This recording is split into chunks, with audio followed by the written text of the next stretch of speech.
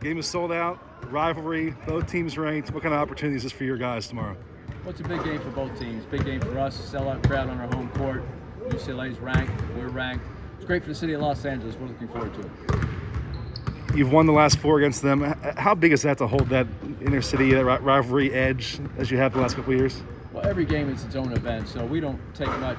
Because we won 4 straight doesn't mean we're going to win tomorrow. We have to go out and play as hard as we can for 40 minutes, defend at a high level, rebound the ball, and hopefully a few shots go in. So, yeah, it's great to have that winning streak against them, but tomorrow's game is its own thing, and we need to play well.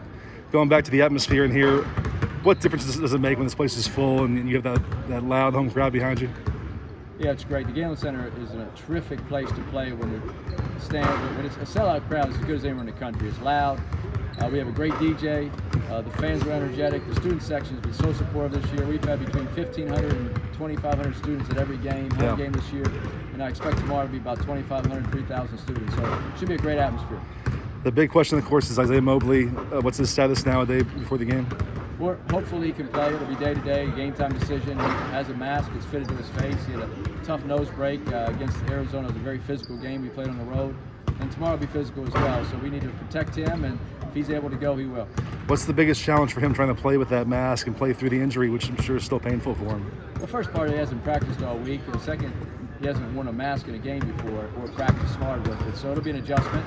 But Isaiah's a big-time basketball player, and he'll be ready for the moment. Was he able to do anything today?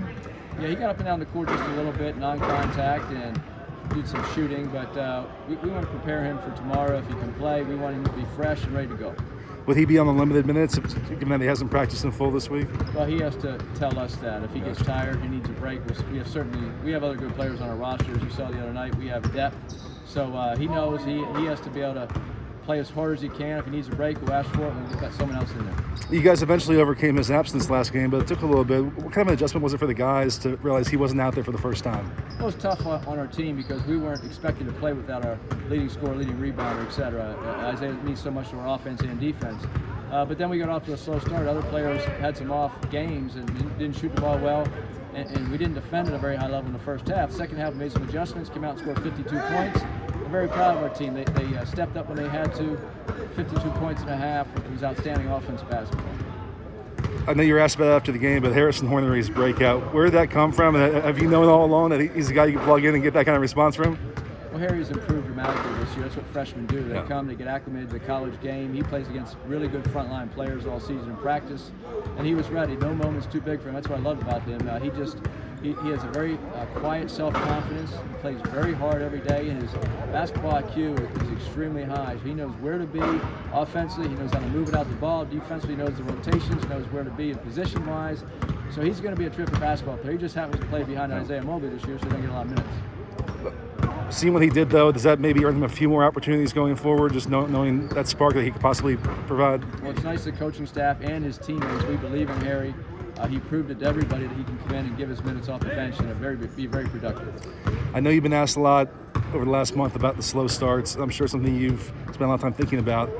Is there any way to pin it down to something that you can even convey to the guys and make a talking point? Well, the only thing that's common is our starting lineup. The 4 guys who start every game, we alternated Ethan and Max. But the other game against Arizona Saturday night, we started pretty strong. We were up 10-5. But then we didn't finish. We had a 6-point lead with 6.5 minutes left and won 1 for our last 15. So some games you finish strong, some games you start strong, and some games don't go your way. But why we're getting out to sluggish starts in the first half or the first 7-8 minutes, we're not too sure. The Arizona game was refreshing because we came out and took the lead at the media time, and we're up 10-5. And so I think tomorrow night will be important, but we have to play for 40 minutes. There's something unique or interesting you're doing different in practice to address that, though? Or you can't simulate a game in practice, and it's the same guys. They're our best players, so they're in the starting lineup, and that's why they're starters, because we deem them our best players and give them the chance to start games, and it's on them. They have to go, and it's been a variety of reasons. Sometimes it's our offense where we're missing layups. I think 2 games ago we started out missing 4 shots at the rim in the first 3 or 4 minutes, and it's hard to get a rhythm if you miss your easy shots. Sometimes it's missing open threes. Some games it's defensively. Other teams, sometimes there's been 3 or 4 games where guys come out and we're contesting jump shots and they're making everything. And quite a few teams have done that. And then over the course of a 40-minute game, they don't make those shots. So I think a little of that has been unlucky on the defensive end where guys are making contested shots, and then some of it's on us, especially in the offensive end. Well, just lastly, going back to the matchup with UCLA, a lot of guys you've played against before, guys you know, what stands out to you about the matchup? I know you're not going to give away any secrets here, but what's been a point of emphasis this week for you? Well, UCLA is an exceptional team. We know them very well. We play them twice every year, and I think last year was the first time in the history of the NCAA tournament where USC and UCLA were in the Elite Eight together. So what a special time for Los Angeles basketball. Two great teams, two ranked teams going at it again this year, and we'll play them again in Pauley the last game of the season. So we're just looking forward to the competition. We know they're an outstanding team. They have great players, great coaching staff, but our players are pretty good too. So it should be a fun time. Thanks, Andy. Good luck.